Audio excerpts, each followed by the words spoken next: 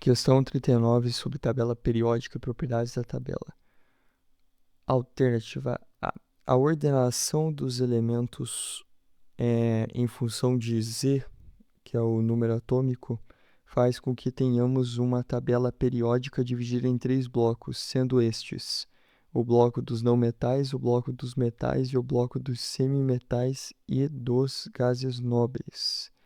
Isso aqui não tem muito sentido, né? É meio bobinho, mas que ele acaba falando 3 grupos, dele inclui juntos semimetais e gases nobres, não tem essa relação, né? Então, tá errado, tá? A B. Há uma diminuição nas energias de ionização ao longo dos elementos, tá? Vamos dar uma pausa. Vamos para C antes, e eu já explico por quê. Nos metais alcalinos, o raio atômico diminui ao descermos do grupo, visto que o orbital de valência diminui de tamanho com o aumento da carga nuclear efetiva do grupo. Tá, não precisa disso. Por quê? Porque tá errado. Ponto. Não diminui. E é por isso que eu vim para C antes. Por quê? O raio atômico é a base de tudo, ó. Vou escrever aqui, ó. Raio. Beleza? Raio atômico. Como é que ele se comporta? Ó, no mesmo período aqui, você concorda que tem o mesmo número de camadas? Então, beleza, ó, o mesmo número de camadas. De um período para outro, vai descendo aqui, vai aumentando o número de camadas. Vai aumentando o número de camadas, então o raio vai aumentando. Aumenta o raio de cima para baixo, tá? Quanto mais para baixo, maior o raio. E no mesmo período? Ó, no mesmo período, na mesma linha, tem o mesmo número de camadas, certo? Mas vai aumentando o número atômico Z. Daqui para cá, da esquerda para a direita, vai aumentando o número atômico. Então, o que é o número atômico? Número de prótons. Beleza. Eu tenho mais prótons, então eu vou estar atraindo mais os elétrons. Isso diminui o raio atômico.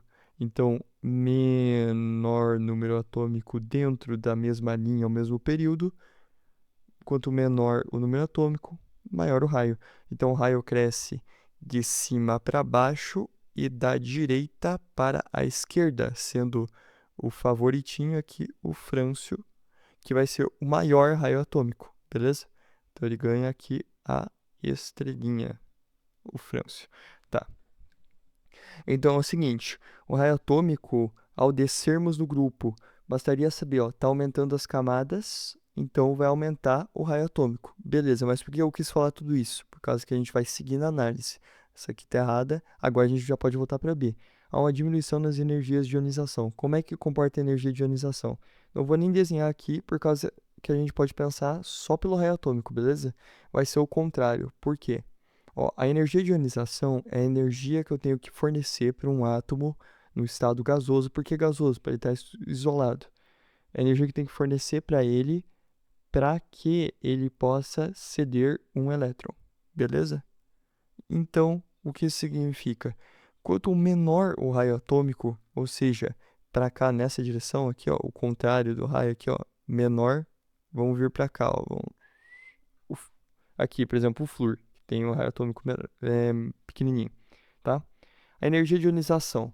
Vou fornecer uma energia para ele ceder elétron, mas o raio dele é menor, então ele está segurando mais.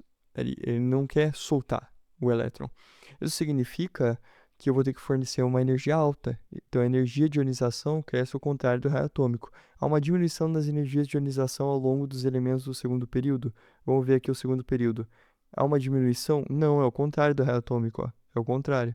Então, ele vai crescer daqui para cá, ó. Ele vai crescer da esquerda para a direita. Quanto mais para a direita no mesmo período, maior a energia de ionização. Tá errado, não há uma diminuição. Há um aumento das energias de ionização num mesmo período. Indo para a direita, aumenta a energia de ionização. Nos elementos do grupo do carbono, a afinidade eletrônica aumenta ao descermos o grupo. Tá, vamos lá. Ainda usando o raio atômico, beleza? Tá descendo o grupo. Tá descendo o grupo, tá aumentando o raio atômico, certo? O que é afinidade eletrônica?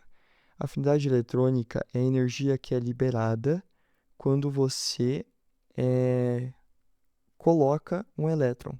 Você vai ceder um elétron para o átomo, tá? E ele vai liberar uma energia. Por quê? Porque ele vai ficar mais estável. Então quer dizer que ele quer elétrons. significa que ele tem uma eletronegatividade alta. Uma eletronegatividade alta, como é que é? É o contrário do raio atômico, certo? O raio atômico tá maior, ele tá querendo mais, ele tá quase soltando ali o elétron. Agora ele tem um raio atômico menorzinho, ele tá mais para cá, então ele quer mais elétrons, ele é mais eletronegativo. Ele quer bastante o elétron, tá? Lembrar que na eletronegatividade não vários gases nobres, mas isso é um detalhe. Então, o que que tem a ver afinidade eletrônica? Bom, está estritamente relacionada com a eletronegatividade, meio que caminham juntas. Afinidade eletrônica de volta é a energia que vai ser liberada quando fornecer um elétron para o átomo no estado gasoso. Por quê? De volta, para estar isolado, tá bom? Para o átomo estar isolado.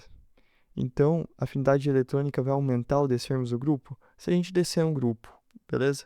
O que vai acontecer? Eu vou estar aumentando o raio. Ué, mas para ser a eletronegatividade são justamente aqueles que têm um raio menor. Eles são mais eletronegativos e têm maior afinidade eletrônica. Então, ao contrário, a afinidade eletrônica vai diminuir ao descermos o grupo, porque vai estar aumentando o raio atômico. Beleza? Daí aí sobrou o que acerta a ordenação dos elementos em função de Z na tabela periódica determina que seja possível prever muitas das propriedades químicas e físicas dos elementos. Com certeza, certinho. Então, a alternativa aí, a correta na questão 39.